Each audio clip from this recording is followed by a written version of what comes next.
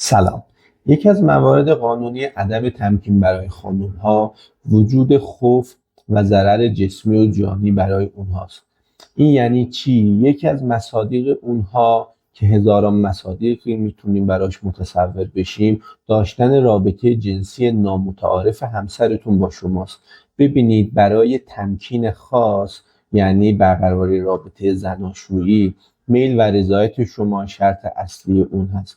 اگر به هر دلیلی شما رضایت ندید و همسرتون به اجبار و یا قهرن با شما رابطه جنسی نامتعارفی داشته باشه، شما قانونا این اختیار رو دارید که تمکین نکنید و اگر همسرتون دادخواست الزام به تمکین رو ارائه بده، دادگاه در این گونه موارد به طور کلی این نوع فعلها رو، این نوع کارها رو از مصادیق وجود خوف و ضرر جسمی برای خانم متصور میشه و در جواب دادخواست الزام به تمکین اون رو رد میکنه.